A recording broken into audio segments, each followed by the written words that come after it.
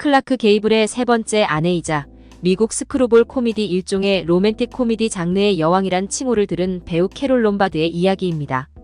캐롤 롬바드란 여배우는 사랑스럽고 익살스러운 캐릭터로 미국 대공황 시대의 관객을 즐겁게 했습니다. 또한 캐롤 롬바드는 30년대를 대표하는 미인이기도 했습니다. 마릴린 먼로와 마를렌 디트리히를 교묘하게 섞어놓은 듯한 차갑고 섹시한 매력이 넘치는 배우였습니다.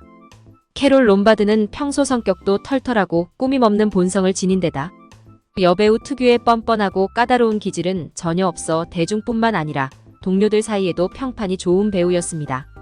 그렇기 때문에 캐롤의 불운한 사고는 주변 사람들에게 더 큰 상실감을 안겨주었습니다.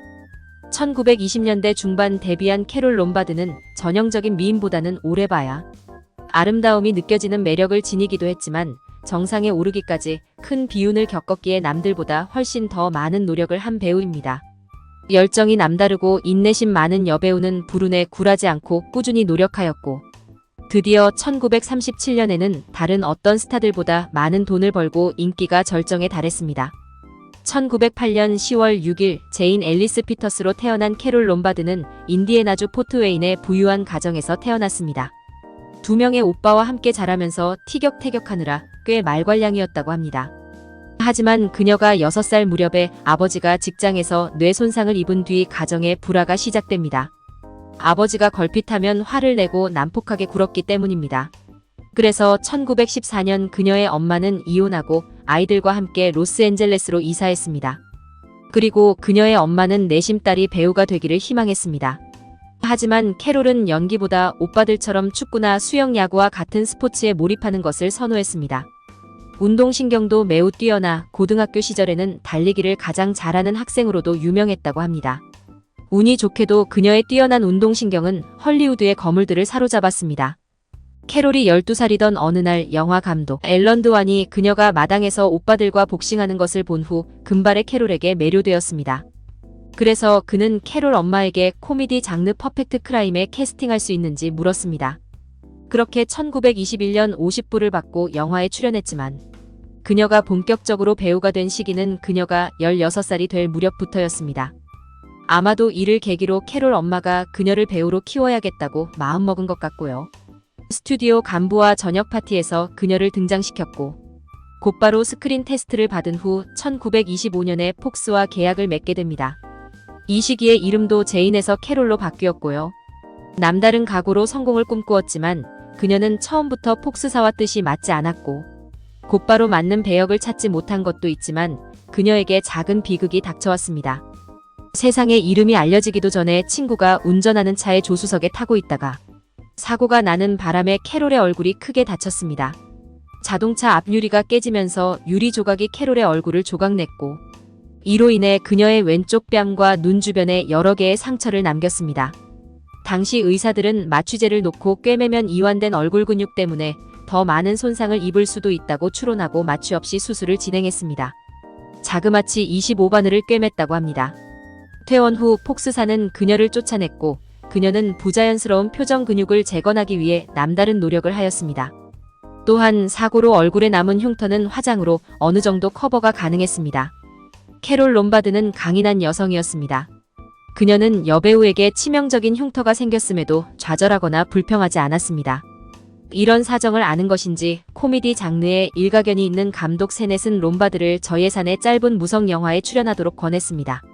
그의 영화들이 너무 익살스러웠기 때문에 아무도 캐롤의 상처를 알아채지 못할 것으로 보았기 때문입니다. 아니나 다를까 스피디하고 풍부한 표정으로 인해 그녀의 얼굴 흉터는 흠이 되지 않았고 그녀는 누구보다 매력있고 인기 있는 배우로 자리 잡았습니다.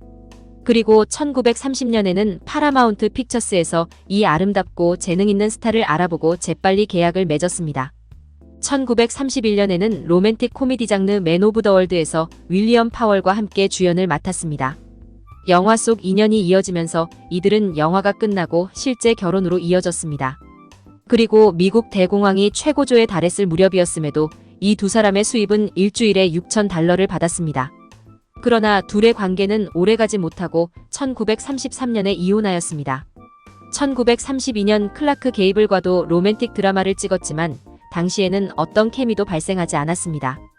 공식적으로는 그랬지만 그녀의 전남편 윌리엄 파월은 자신들의 이혼 원인에 클라크 게이블이 있다고 한 것을 보면 이때부터 뭔가가 있었는지도 모를 일이겠네요. 결국 예상대로 4년 후 이들은 빠르게 사랑에 빠졌습니다. 클라크 게이블은 당시 랭햄과 결혼한 상태였지만 그런 것은 대수롭지 않은 시대였으니까요. 이혼이 원만히 진행되기 전까지 이들은 비밀스럽게 만났고 마침내 1939년에 결혼했습니다. 로맨틱한 사랑과는 별개로 일터에서 캐롤은 상당히 적극적이고 진취적인 여성이었습니다. 루즈벨트를 열혈 지지하면서 히틀러를 자극할 정도로 그에 대한 혐오를 거침없이 드러내기도 하였는데요. 또한 그녀는 진정한 페미니스트였는데 여자는 남자만큼 세상에서 권리가 있고 마음만 먹으면 세상에 잘 지낼 수 있다고 보는 독립적인 평등주의자이기도 했습니다. 이렇게 매력적인 여배우는 슬프게도 1942년 1월 33세의 나이로 세상을 떠났습니다. 미국이 2차 세계대전에 개입하기 시작한 직후 애국심이 남달랐던 클라크 게이블과 캐롤 롬바드는 당시 가장 인기 있는 배우들과 함께 조직을 결성했습니다. 이들은 전국적으로 사기를 높여야 한다고 결정했고 전쟁을 돕기 위해 돈을 모으기로 하였습니다. 캐롤은 전쟁 채권을 팔기 위해 그녀의 고향인 인디애나에서 투어를 시작할 것을 요청했습니다. 클라크 게이블은 위험하니 당분간 비행기를 타고 여행하지 말라고 경고했고 그녀는 주로 기차를 타고 다니며 전쟁 채권을 팔아 200만 달러를 모았습니다. 반면 클라크 게이블은 촬영 스케줄 때문에 헐리우드에 머무느라 캐롤과 함께하지 못했습니다. 1월 16일 홍보 활동을 끝내고 로스앤젤레스로 돌아갈 시간이 되었을 때 성격 급한 캐롤은 기차 대신 비행기를 타고 집으로 가기로 결정했습니다. 일행 중에는 클라크 게이블의 절친인 기자도 있었고 그녀의 어머니도 함께했습니다. 전시 상황이라 시국이 시국이니만큼 기차를 타고 가자고 했지만 캐롤은 유난히 안달을 내었습니다. 한간에는 클라크 게이블이 여배우 라나 터너와 작품을 찍으며 바람이 났다는 소문 때문에 평정심을 잃었다는 얘기도 있었습니다. 게다가 기차보다는 비행기가 훨씬 빠르고 쾌적한 것을 알기에 캐롤은 빨리 집에 가고 싶었던 것도 있었겠죠. 그러나 비행기가 이륙 후 조종사는 항로를 이탈했고 네바다주 라스베거스에서 남서쪽으로 48km 떨어진 포토시 산 절벽으로 추락했습니다. 이로 인해 탑승한 22명 모두 사망했고 캐롤의 시신은 이후 수색대에 의해 찾을 수 있었습니다. 그녀의 죽음을 두고 당시 루즈벨트 대통령은 최전선의 어떤 군인 못지않은 전쟁 사상자라고 선언하고 그녀를 애도했습니다. 앞서 두 번의 결혼이 클라크 게이블의 야망을 달성할 목적으로 만난 정략적인 결혼이었던 것에 반해 캐롤 롬바드는 클라크 게이블이 진정으로 사랑한 여성이었습니다. 비로소 자신의 짝을 찾아 화려한 헐리우드 불빛을 등지고 조용하고 평화로운 농가에서 행복하게 지냈지만 그녀도 그도 행복은 오래가지 못했습니다. 클라크 게이블은 캐롤 롬바드가 죽은 뒤 텅 빈 집에서 술을 마시며 상심의 나날을 보냈습니다. 그리고 자원 입대하여 전투에 직접 참여하였고 제대 후 두 번 더 결혼했지만 둘 다 캐롤 롬바드와 외모가 흡사했습니다. 1960년 클라크 게이블은 심장질환 악화로 60세에 세상을 떠났을 때 그는 캐롤 롬바드 옆에 묻혔습니다.